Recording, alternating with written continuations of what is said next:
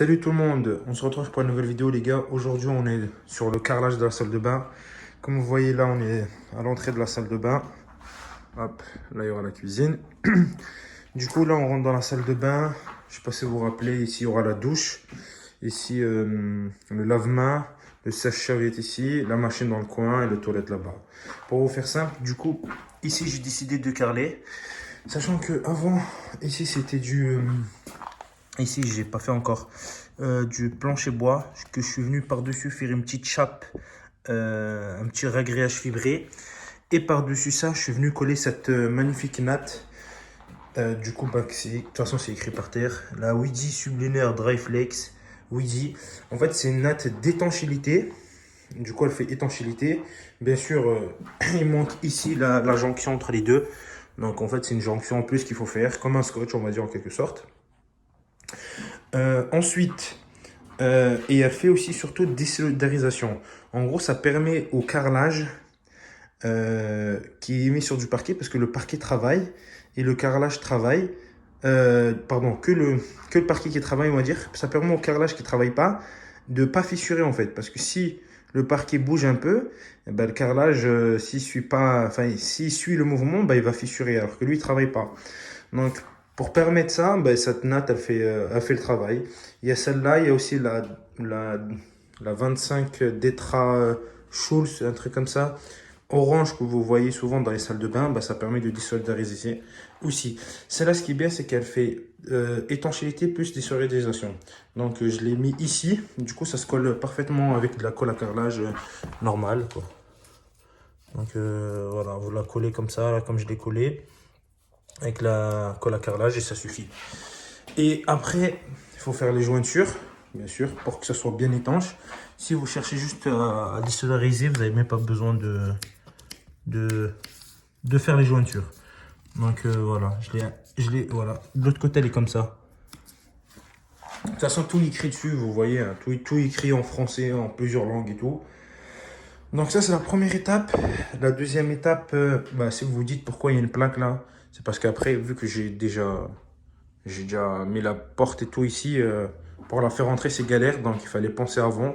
Donc il me fallait une plaque pleine, donc forcément, il fallait que je la fasse rentrer si je voulais pas la couper avant. Donc elle m'emmerde, mais bon, parce que ici, il reste la VMC a passé des évacuations en haut pour les appartements qui sont en haut. Donc finalement, j'attends le plombier. Donc je peux pas faire ça. En attendant, moi, j'avance tranquillement. Donc là, j'ai posé cette natte ici. Je vais venir carreler par-dessus. Enfin, je vais mettre les petites bandes. Après, je vais venir carreler dessus. Une fois que j'ai carrelé ça, bah, je vais carreler le mur là et compagnie. Une partie du mur là-bas. Et le mur là. Bien sûr, il y aura l'étanchéité qui se fera avant.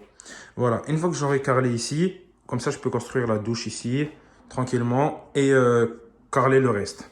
Enfin bref, voilà. Je voulais vous parler de cette natte, et je vous la recommande. Ici, vu que c'est la cuisine, j'ai décidé de carreler toute cette partie-là de la cuisine, et tout ça sera en parquet. Ben, en fait, voilà, c'est une petite décision pour qu'au moins, si il y a une fuite d'eau ou quoi que ce soit ici, ben, ça défoncera pas tout le reste. Donc voilà, donc j'ai décidé de faire la même chose.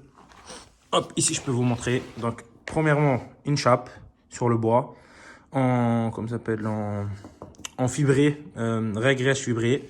Par-dessus, je suis venu mettre cette natte. Là, j'ai pas encore collé.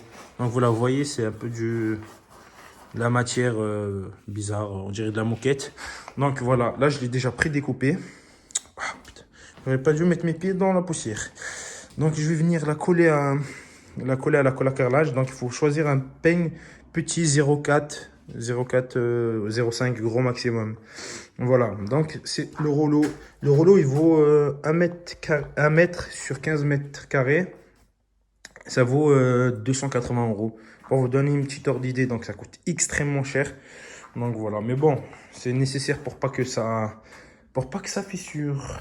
Donc là, je vais préparer la colle à carrelage et je vais carreler. Donc je pense, moi j'ai des carreaux de 60. Je vais poser mon carreau ici. Je vais faire mon calpinage pour que ça tombe bien là-bas, pour que je fasse une coupe au bout là-bas, une petite coupe ici. Je pose un carreau de 60, un deuxième carreau de 60 et je fais toutes mes coupes côté extérieur là-bas, côté au fond.